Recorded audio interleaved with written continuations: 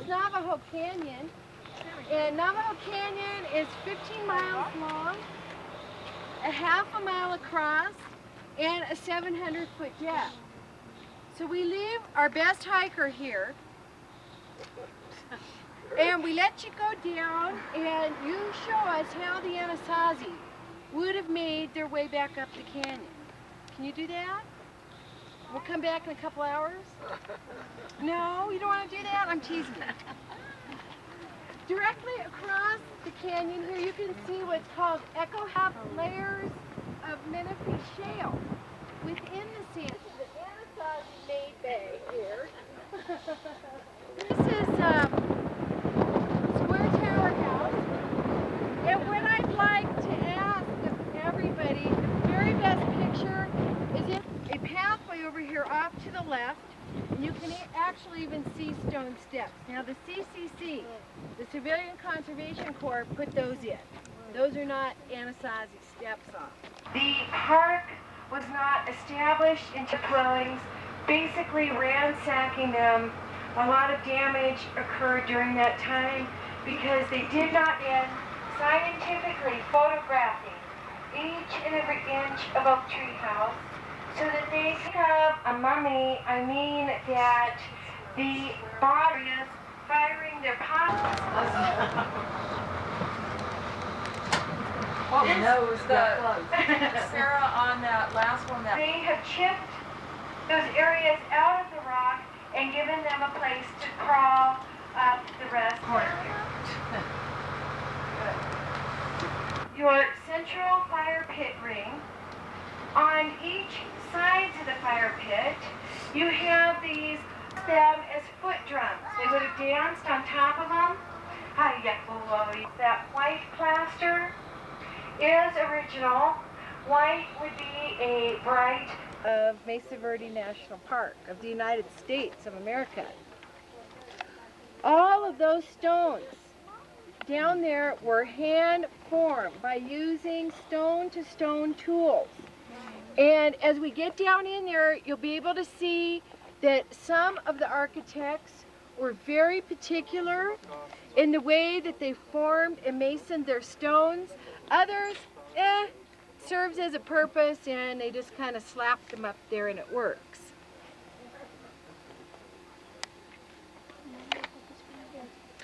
Cliff Palace is approximately...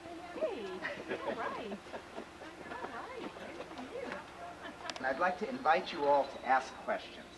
Questions are a really important part of this tour because it helps me orientate it towards what you already know and filling in more of the questions and more of the answers. This is kind of like putting a jigsaw puzzle together. We have some pieces like the architecture, their development of pottery, their farming techniques, the garbage piles, things we know about, we know how they fit together. Other things, questions about the kiva, some of the social ideas that were here, we're not sure exactly how those fit in. And other pieces are missing in time 700 and 800 years ago. What we do understand is the uses of kivas not only in today's Pueblo cultures, but our own places of worship in our own lives and our societies. And what we see is that they're not only places for ceremony, they're places for social organization. These are places where children learn about their history. Cascade Creek, just a quarter of a mile from the condo that we stayed in. It's really pretty.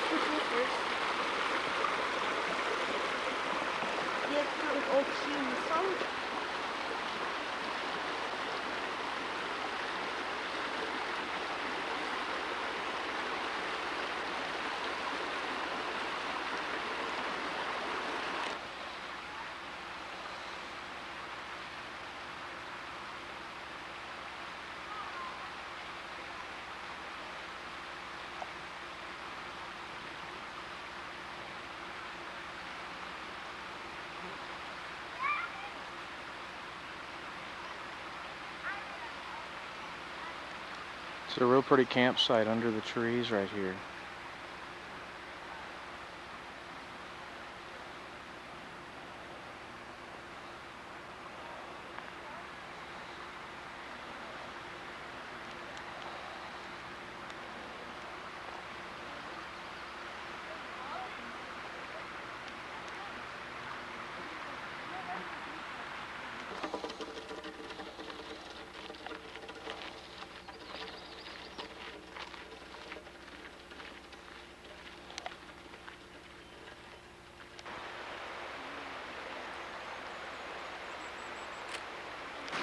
Yay, that looks like a lady. That looks exactly like Somebody's got a house up here. There is a...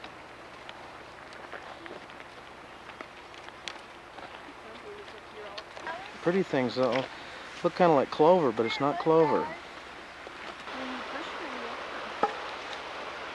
Hey, where'd you throw that guy?